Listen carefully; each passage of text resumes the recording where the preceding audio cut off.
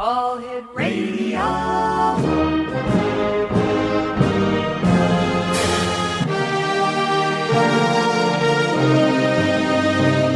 Welcome to the X Zone, a place where fact is fiction and fiction is reality. Now, here's your host, Rob McConnell.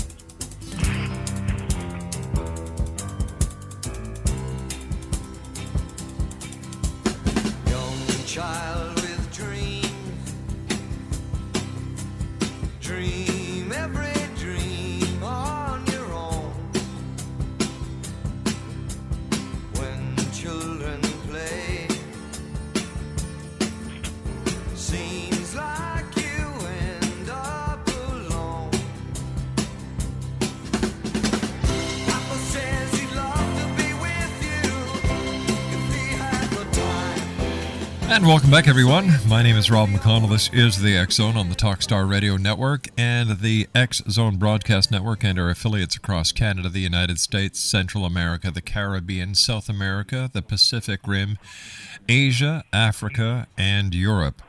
If you'd like to send an email, xzone@xzoneradiotv.com. On MSN Messenger, xzoneradiotv@hotmail.com, and our website, www.xzoneradiotv.com. My guest this hour, X Zone Nation, is David Franklin Farkas, and he is a professional house healer and ghost rescuer. Now, he's also a thought leader, an independent scholar, a master practitioner in the area of remote clearing and healing of land, buildings, people, businesses, and situations. David likes the term technician of the sacred, a literal translation of the word shaman. Now, sacred means secret or hidden, that which cannot normally be seen. David has over 35 years of experience, the last 5 years focused full-time on remote healing as a service for businesses and individually. It's Wednesday, folks. It's hump day. Give me a break over here. Individuals, especially problematic real estate. Boy, do I have a problem for you. He provides clearing and metaphysical coaching for individuals, and his website is www.househealing.com. David, welcome to the X Zone. Thanks. Good to be here. Tell me, a professional house healer. Now, what is a house healer? Well, I had to call it something. Basically, I do remote healing of land and buildings.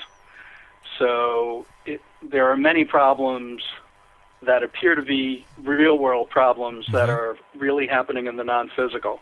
So, for example, a house is not selling. That may be certain legal problems, but it more typically is a problem with the energy of the house or the land. People often have problems that turn out to be ghosts or other things. So I started calling it house healing. Now, how do you know if your house is possessed? Well, people typically will walk into a place, and realtors talk about this all the time. People walk in and they immediately either feel good or don't feel good. Sometimes they'll say the place is creepy or they'll something else. And no matter how great the house is, they won't buy that house. They may not even be able to express it in words. They'll just go, no, this isn't right, and they'll walk out. On the other hand, some people will walk into a place and know that it's home. I know of people that have pulled up in the driveway and said, okay, this is my house. Didn't even want to look inside. It just felt right. So there's that factor, but there's also lots of paranormal markers that people are usually not aware of, where they'll walk into one room and suddenly be afraid, or the hair on the back of their neck will stand up, or there's a cold spot, any number of things that are very typical of paranormal phenomena, and people just get that creepy feeling and they don't want to be in the house. Is it possible that a house can sucker somebody in, if you'll excuse the analogy, where the negative forces at play will actually lay low until the house is occupied and then start up? I don't think it's as conscious as that, as malevolent as that. There are lots of circumstances where the ghosts are not interacting. So, well, for example, ghosts are people that don't have bodies anymore and didn't cross over into the other dimension where we're supposed to live when we don't have bodies. Right. And so they're stuck here. And they are who they were when they were living. So that's a really broad range of experience. On one end is extremely violent psychopaths, and on the other end are the most timid people who never go out of their house. So if you've got Granny who hangs out in the kitchen in your house, you will never have a paranormal experience of Granny because she just does what she does. She has no reason to interact with you. She may not even notice the living people. She's just having her experience the same way she did when she was alive, until you decide to renovate that 200-year-old house and you change Granny's kitchen. And all she knows is that her kitchen is changing and she doesn't want that to happen. And she puts out this very strong intention, no, don't do that. And all of a sudden, the whole project starts to come apart. David, stand by. You and I have to take our first commercial break. Exonation, David Franklin Farkas is our special guest. His website is www.househealing.com. And David and I will be back on the other side of this commercial break as the X Zone continues right here from our studios in Hamilton, Ontario, Canada.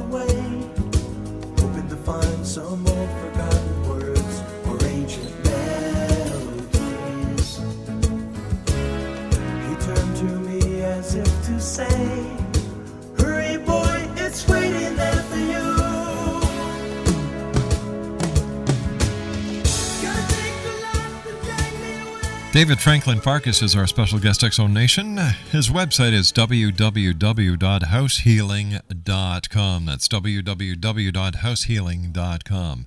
David, I am very interested in our topic this evening because we lived in a house, and it was a house that was only 18 years old. As far as we know, with the research that we did afterwards with our neighbors and friends that we had made while living there, no one had passed away in that house. There had been no previous reports of any strange activity. And yet, certain things started happening after we decided, after we moved in, that we were going to start renovating. And when you said renovations before, a light went on. We took out the carpeting, we changed the colors, we took out certain cupboards. You know, we did the things that we did to make the house our home.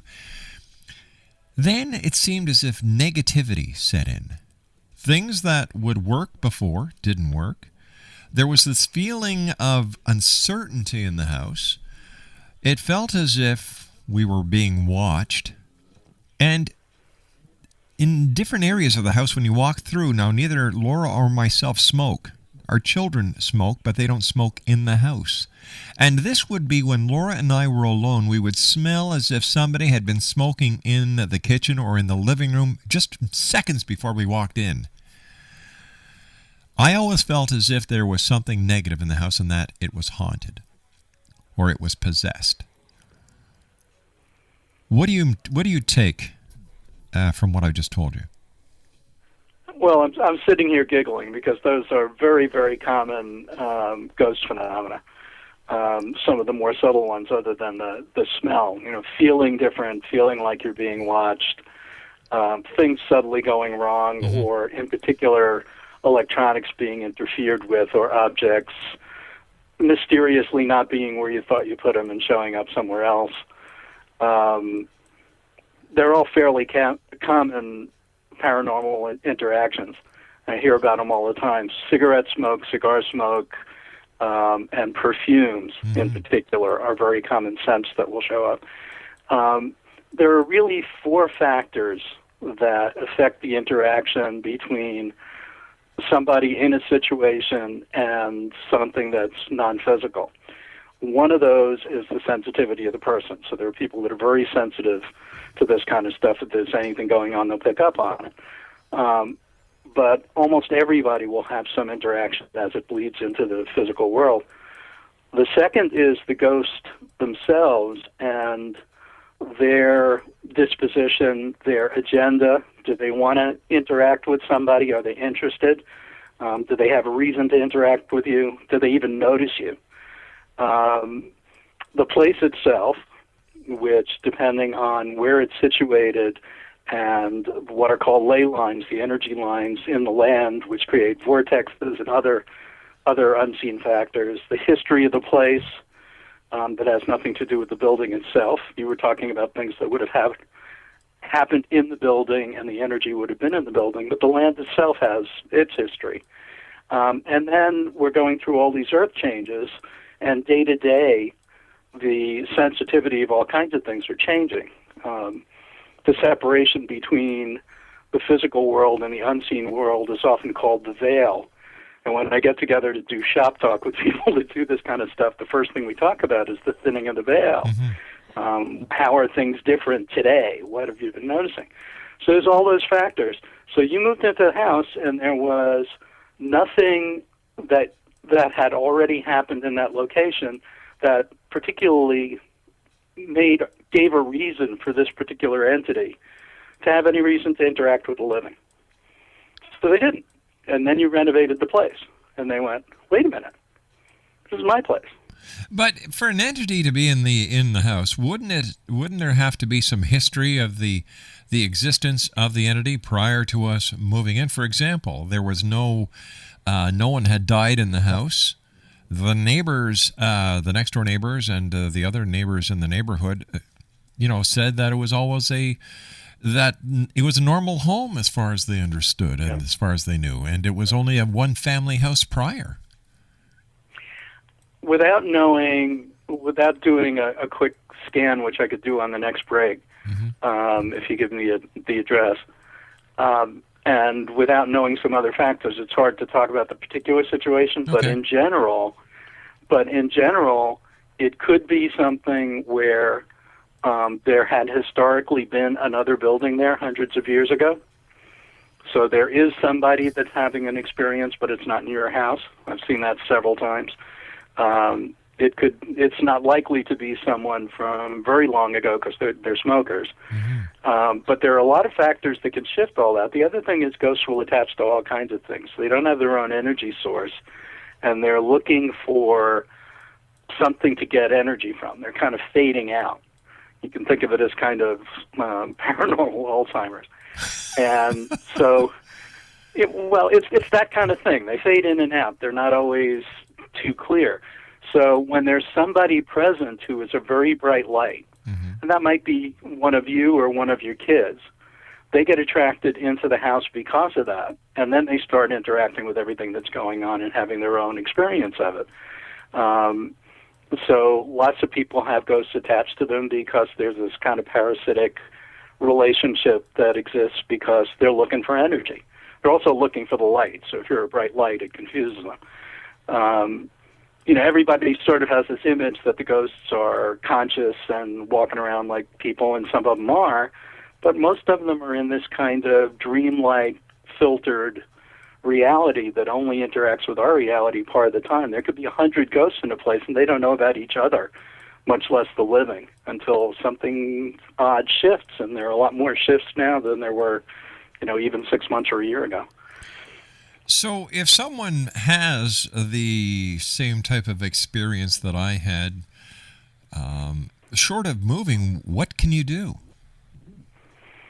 Well, that's the work that I do. I work on buildings, clearing lots of different levels of things that could be affecting your experience.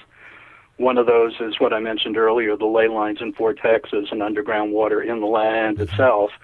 and the history of the land itself. There could have been a battle there 1,000 years ago, and several hundred people died.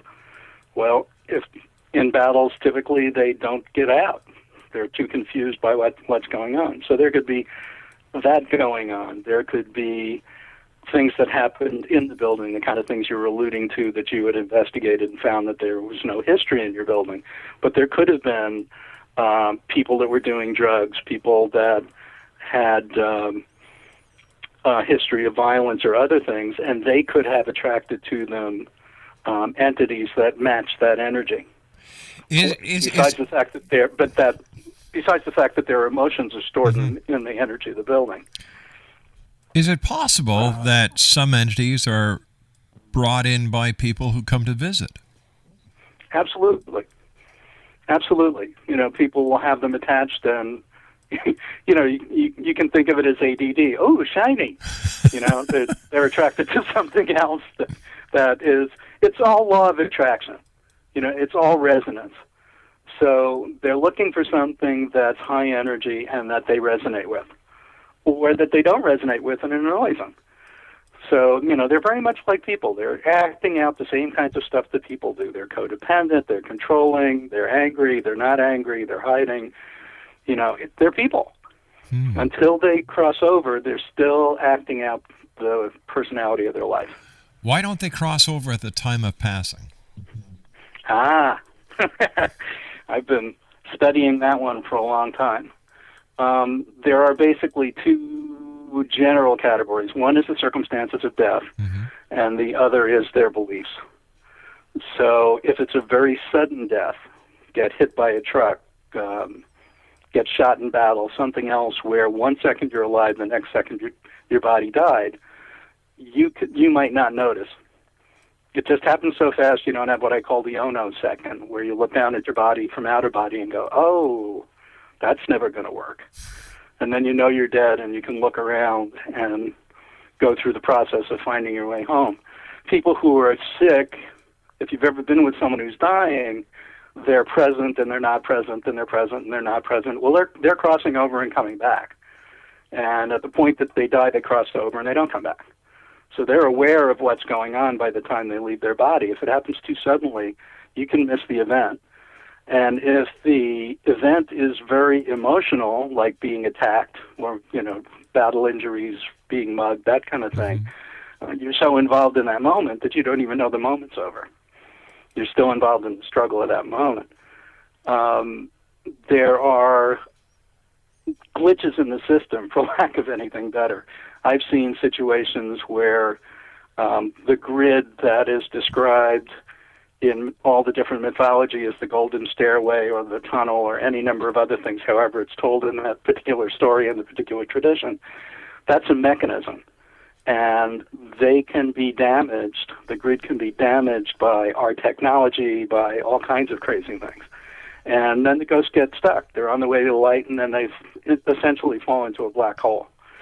The woman that told me about it called it a broken spirit unit. And if you don't know about that stuff, you can't find them. They're just stuck in this space which isn't physical, and it isn't the interspace between our reality and the other side. So they can be there. They usually can't interact, but they'll make the place feel weird. So there's a whole range of things that can go wrong going home. The other thing is, if you, for example, are an atheist, yes, and your view is that when it's over, the lights go out, fade to black, there's nothing. Well, that's not what happens. You're conscious and you remember your body, and it looks like your body. Stand by. We're going to continue this on the other side of the news. David Franklin Farkas is our special guest, www.househealing.com. My name is Rob McConnell. This is the X Zone. David and I will be back on the other side of the news. Don't go away.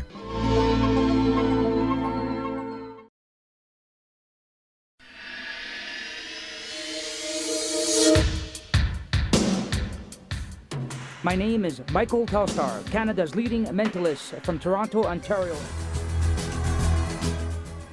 Hi, my name is Belinda, and you're listening to my dad, Rob McConnell, on the X Zone. This is Psychic Dorothy from St. Catharines, and you're listening to Rob McConnell.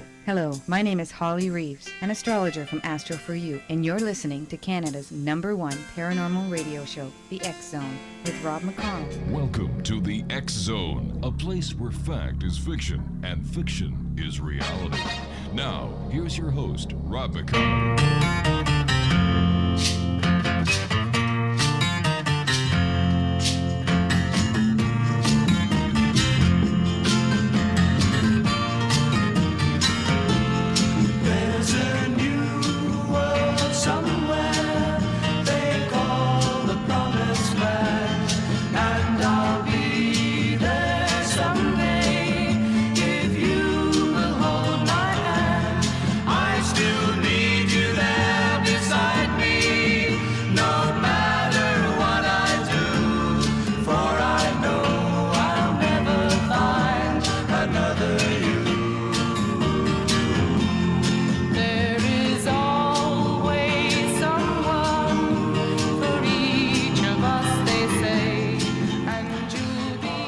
David Franklin Farkas is our guest to this hour, X Zone Nation.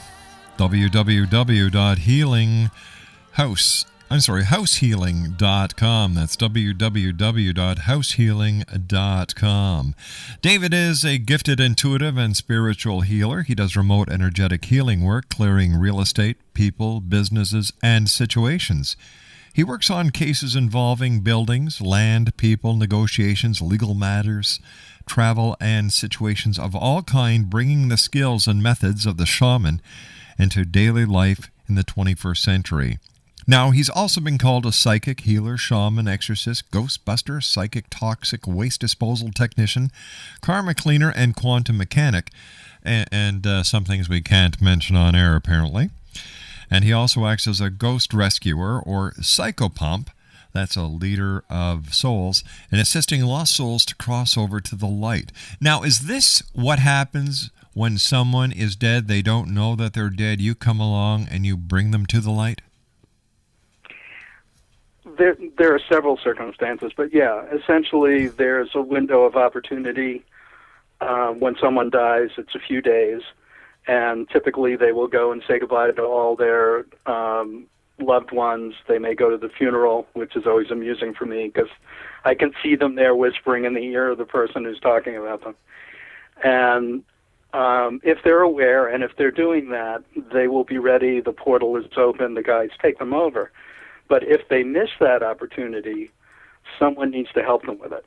They can't just go, oh, I missed the bus, I didn't go home, and make it on their own. So it's, in the simplest way, it's having the portal open again and asking those guides to bring them in, but sometimes it's also helping them realize what their circumstances are so that they can actually make the move. So how would you take somebody over who missed their bus, so to speak? Yeah, missed the bus after school is my usual expression. Well, one of the key factors is somewhere between 80 and 90% of ghosts don't know they're dead. And I read everybody else's material because I always get little tidbits, and that's a consistent number throughout all the people that write about this stuff. At least 80% of ghosts don't know they're dead. And the first time I really confirmed that was I was working in a psychiatric hospital, and one of my patients wouldn't go to sleep because she claimed there was someone in the room, and I went in and cleared him out. And I said, do you know, what's the last year you remember? Do you know you're dead? And he said, oh, that would explain a whole lot. And I've gotten that same response over and over again. It's hysterical. I try not to laugh. They just don't know. And part of it is making them aware of their circumstances and saying, yeah. When you get to the other side, they'll explain it to you. Just go to the light for right now. And sometimes calling their loved ones to the edge of the portal so that they can feel the love of their loved ones, and then they leave. How do you clear a house? Now you clear houses, you clear buildings, you clear land. Mm-hmm. I'm going to call you Mr. Clean, for goodness sake. But so how do you do it? Well, it's been a process to learn. Mm-hmm. I mean, I apprenticed for 3 years with 2 shamans, and I've been working with this stuff for 30 years. And originally I was working hands-on with people. Right. and learned to work remotely. But we always cleared the space, cleared the land. We were always doing that kind of stuff. And then I realized that there was a whole lot of that to do, and nobody was really focusing on it. I work remotely, which means that I do some of this on paper and pencil because I can just ask the questions and get the answers at this point, and it speeds it up for me. It also means the geeky side of me can get numbers, so I can watch the numbers change before and after. But the other aspect of it is looking at the circumstances in my mind's eye, kind of a special effects movie, if you will, in my mind's eye. And that process is often called remote viewing, although that's a specific process and that was developed by the U.S. government, and I'm not trained in the specific process, but it's used that way a lot. So I can see the place, and I can see the energy of the place. And I work first on the land itself, dealing with the ley lines and vortexes, the effect of underground water, a number of factors that are unseen in the land that can affect the emotions and health of people. And then the building itself and the emotions and other things that were left behind by previous tenants and owners, including things like struggles buying the land or, legal problems and that kind of stuff. It's all coded in there. Mm-hmm. And I can literally see that as damage to a series of grids. And I have a way that I reset those grids to their original geometry. And then it's things like ghosts and demons and trolls and all manner of other entities that are more the typical paranormal kinds of things. But if you only clear those and you don't clear the reason that they got in, someone else will be attracted back to the place. So it's really, I do a more comprehensive kind of approach to things than many people do. If you just clear out the entities, very frequently there's something else that is going on that wasn't caught. What has been the strangest case you have ever worked on? How does one define the strangest case?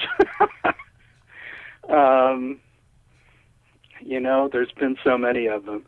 There have been, I've seen buildings where inside the building there's a 200 or 400-year-old settler's shack that's still being attacked.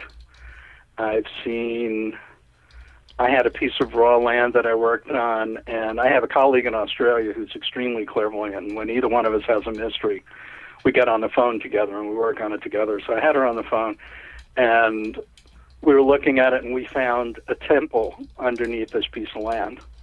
And as soon as we realized that it was a sacred spot, elves showed up. And neither one of us had ever met elves before. So that was exciting. That's the thing with this work is shamanic work, you never know what you're going to run into, mm-hmm. and you never really know what the outcome's going to be. You just know that if you ask enough questions, you'll get an answer and you'll be told what to do. I've cleared abandoned psychiatric hospitals, for example. And I did one recently because there's a possibility the land can be used for another purpose, but the people who are looking at the land are from China, and they know about feng shui, and they knew that this land had real problems. And I wanted to see the ley line configuration and other things. But there were over 1,000 confused and also angry ghosts that had been mistreated for 100 years that needed to be helped to the other side. So that was pretty intense. You think, I watch the shows on TV where they go to places like that intentionally and lock themselves in for the night. Yeah. And try and stir up trouble. And I sit here on my couch yelling at them out loud. It's like, are you out of your mind? These people were violent and crazy when they were alive. You think they changed? And you're asking them to touch you? No. And that's part of the reason that I don't work on site anymore. I cleared a psychiatric hospital 30 years ago because it seemed like an amusing thing to do, and I got knocked against the wall and choked. Wow. I was like, oh, I've heard about this, but I didn't think this was real. There are definitely some things I don't know. Tell me, have you ever come across a ghost that does not want to go to the light? And if so, how do you convince them? Well, the ones that don't want to go to the light are typically, they're doing it for one of several reasons. One is that they feel a duty to somebody and they feel like they have to be there for them, or the business is going to fail if I'm not here, or whatever the particular codependent drama is.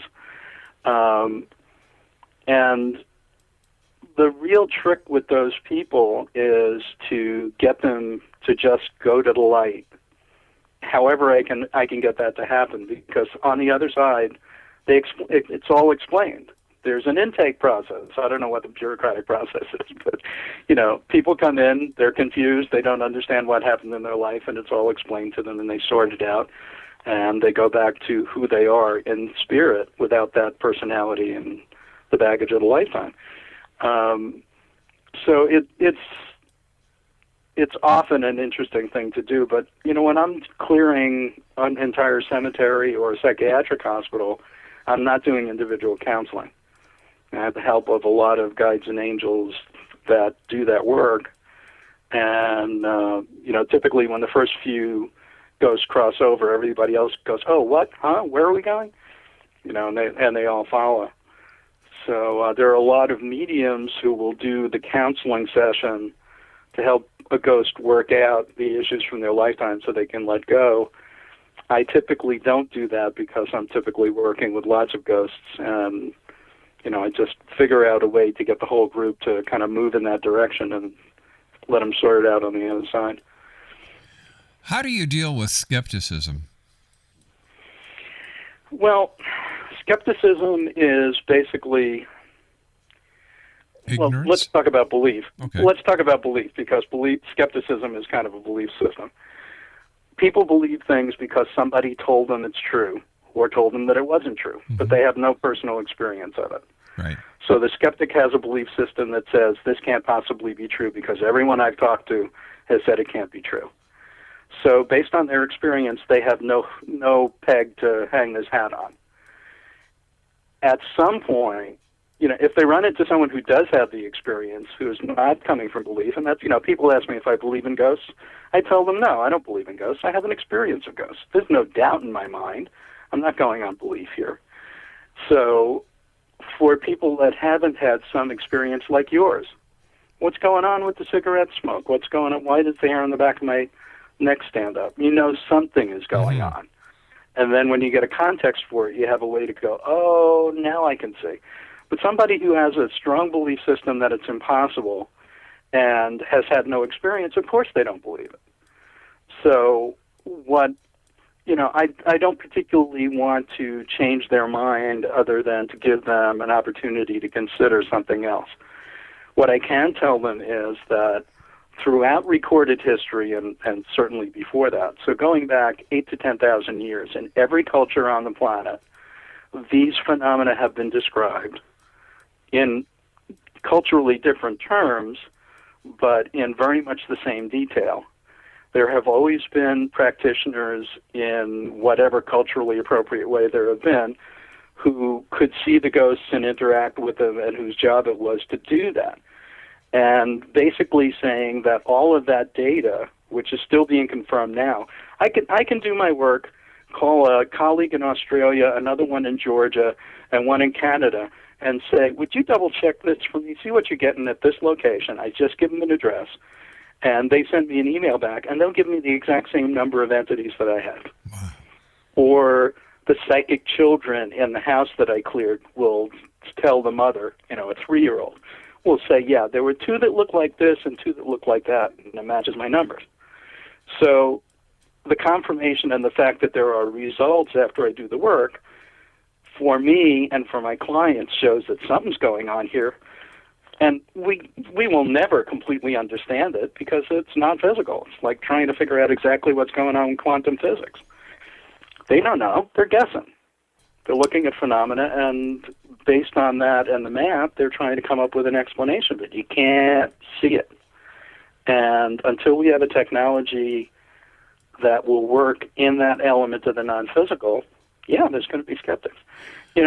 Physicists say that 96% of all the matter and all the energy in the universe is what they call dark energy and dark matter. It means it's not giving off any electromagnetic signal that we have technology to read.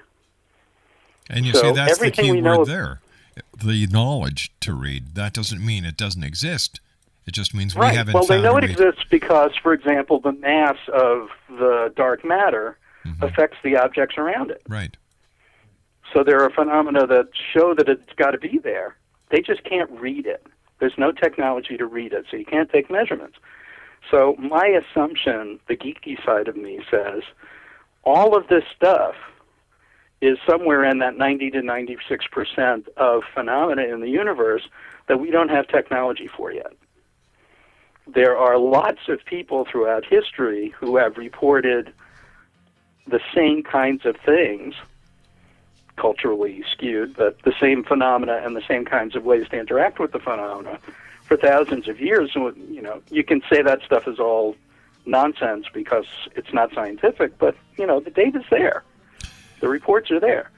David, the reports are still happening. David, you and I have to take our final break. Stand by. David Franklin Farkas is our special guest. www.househealing.com. That's www.househealing.com. David and I will be back on the other side of this break as the X Zone continues from our studios in Hamilton, Ontario, Canada, on the Talkstar Radio Network and the X Zone Broadcast Network.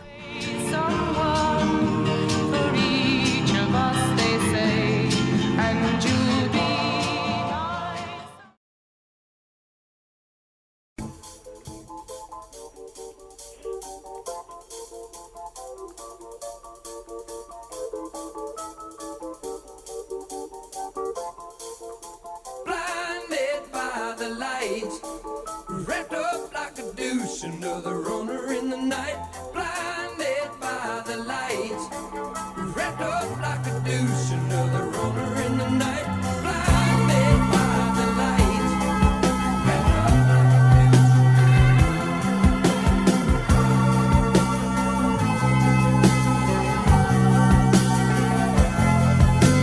Madman drums, bombers, engines in the summer with the teenage diplomat.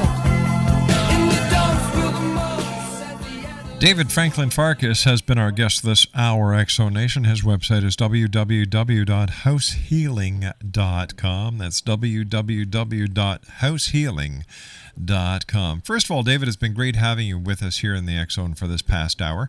And is there anything listeners can do to protect their homes, their land, their buildings from wandering spirits coming in and taking possession of their home?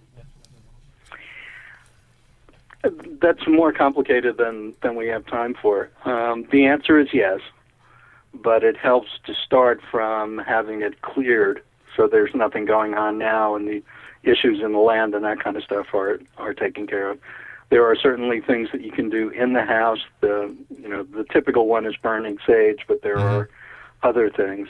But it's also establishing the intention that it's a place of light and it's your space. Essentially, marking your territory spiritually. So would I be correct in saying that if a house and its the occupants of a house are very positive people, that the chance of spiritual possession would be less than if the group or the people living in the house were negative? Absolutely. It's all resonance. It's all like attracts like. So, addictive behavior, violence, which is another addiction, all of those things will attract similar negative kinds of entities. And, people, essentially ghosts that are angry and want to pick a fight. So, yeah, but people, and it's also true that people like that will typically not find themselves in a place where there's a lot of negativity. But we all know that the stuff that runs our lives are the things we're not aware of. The things that in therapy or in healing we're trying to get to are the things in the unconscious. And those are things which can put you in a situation where it's an opportunity for healing. It makes you aware of something in a different way, and you wind up attracting a way to deal with it in a different way. So hopefully you can heal your own stuff. So the answer is yes and no. It's less likely, But is it completely true that you won't get it? No, there are circumstances where you can.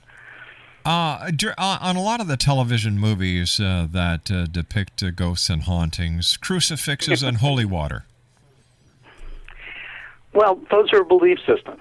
And, does holy water have energy and is it useful? Yeah, depending on how it was made. The holy water is created vibrationally. So, and the same thing with the crucifix. The shape of the crucifix itself is not what's doing it. It's the blessing of it and the intention behind it. But, there are a lot of old jokes about, what if the ghost or the demon is not a Christian? There are certainly things in the universe that are not going to respond to that.